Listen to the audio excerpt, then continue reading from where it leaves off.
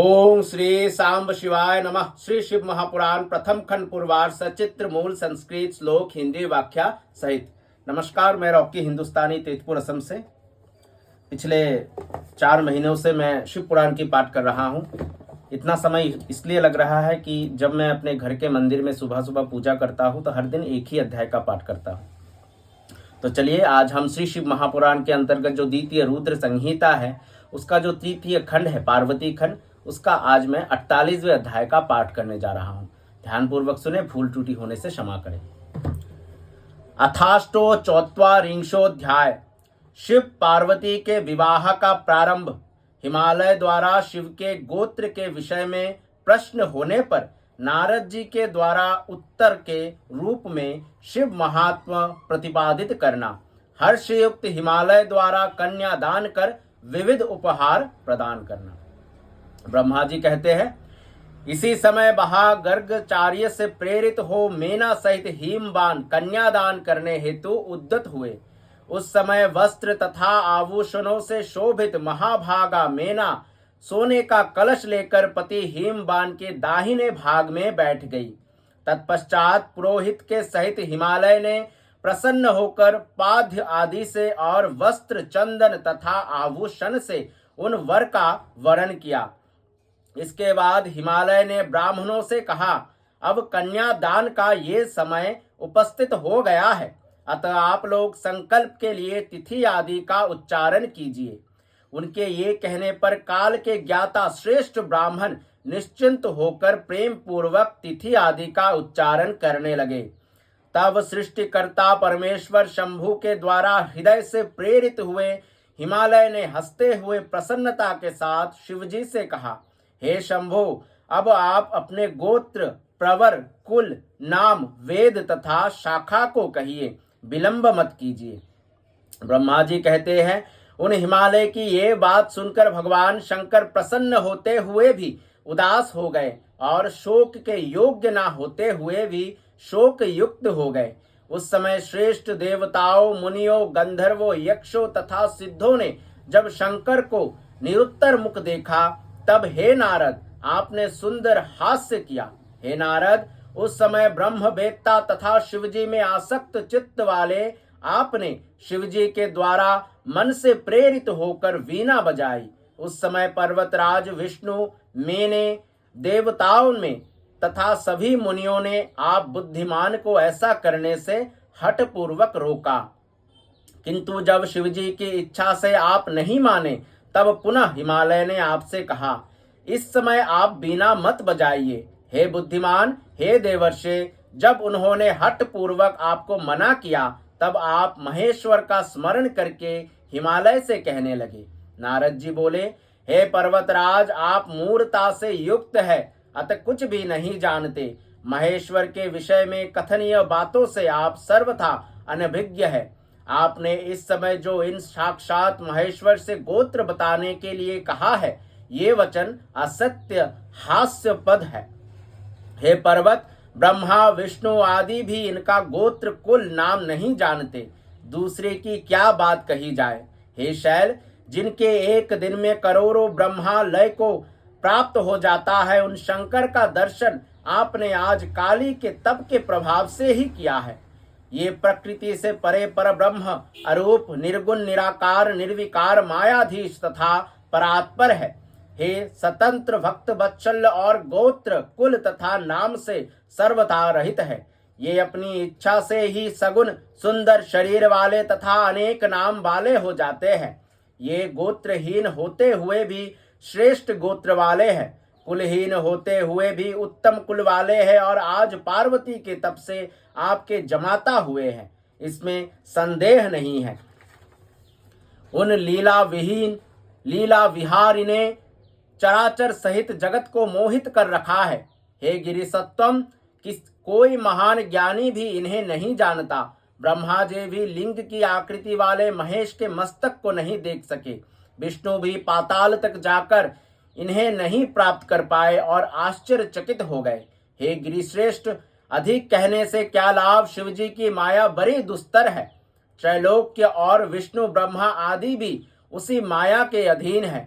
इसलिए हे पार्वती तात, प्रयत्न पूर्वक भली भांति विचार करके आप वर के गोत्र कुल एवं इस प्रकार के वर के संबंध में थोड़ा भी संदेह मत कीजिए।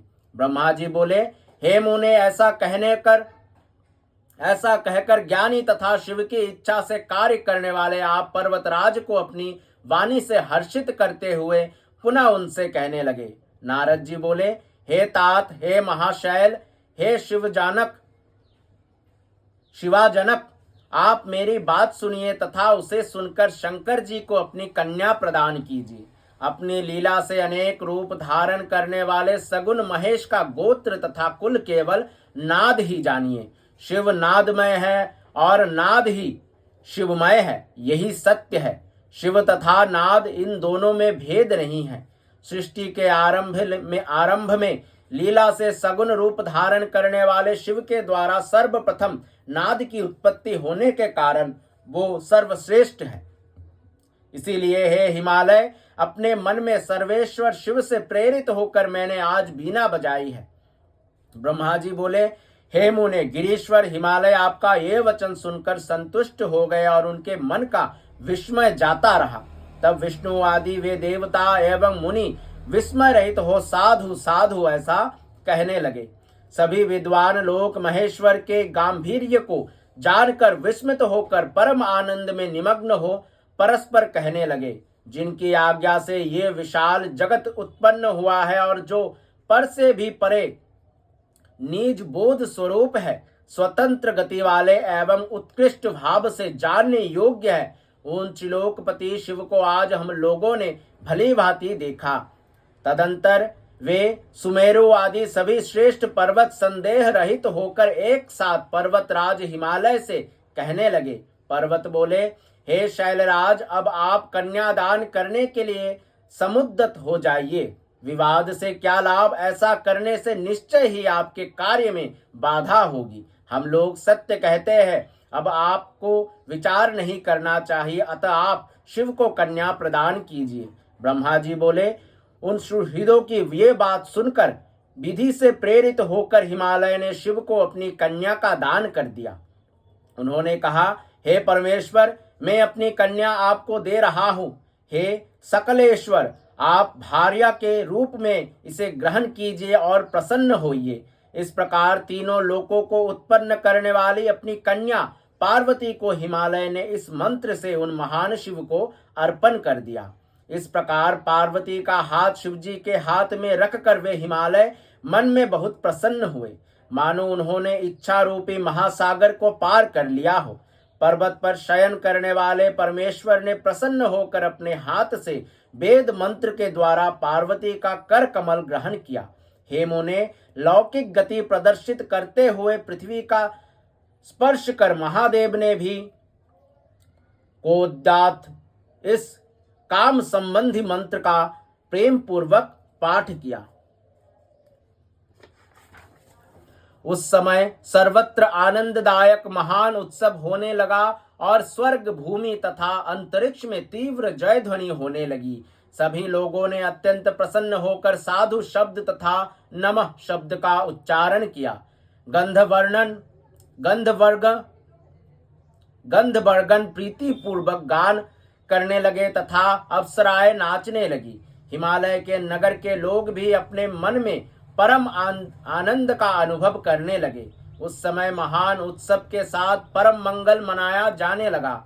मैं, विष्णु, इंद्र, देवता एवं सभी मुनिगण अत्यंत हर्षित हुए और सभी के मुख कमल खिल उठे। उसके बाद उन शैलराज हिमालय ने अति प्रसन्न होकर कन्यादान की यथोचित सांगता शिव को प्रदान की। तत्पश्चात उनके बंधु जनों ने भक्ति पूर्वक भली भांति पार्वती का पूजन कर शिवजी को विधि विधान से अनेक प्रकार के उत्तम द्रव्य प्रदान किए। हे मुनीश्वर, हिमालय ने भी प्रसन्नचित होकर पार्वती तथा शिव की प्रसन्नता के लिए अनेक प्रकार के द्रव्य दिए। उन्होंने उपहार स्वरूप नाना प्रकार के रत्न एवं उत्तम रत्नों से जड़े हुए विविध पात्र प्रदान किए।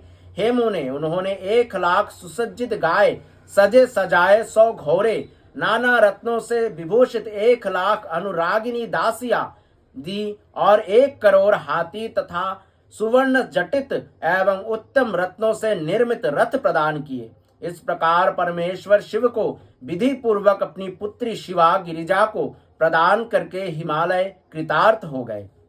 तत्पश्चात पर्वतराज ने हाथ जोड़कर श्रेष्ठ वाणी में माधानदिनी शाखा में कहे गए स्तोत्रों से परमेश्वर की स्तुति की। इसके बाद वेदज्ञ हिमालय की आज्ञा पाकर मुनियों ने अति प्रसन्न होकर शिवा के सिर पर अभिषेक किया और देवताओं के नाम का उच्चारण कर पर्युक्षण विधि संपन्न की। हे मुने, उस समय परम आनंद उत्पन्न करने वाले महोत्सव हुआ।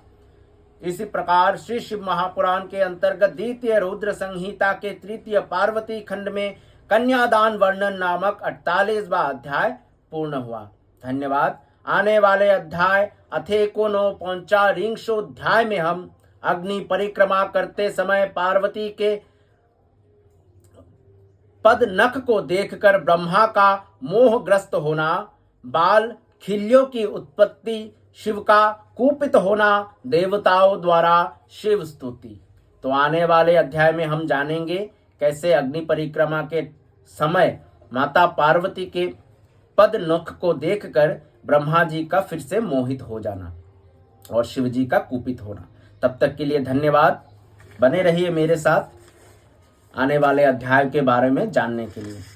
सांब सदाशिव, सांब सदाशिव, सांब सदाशिव।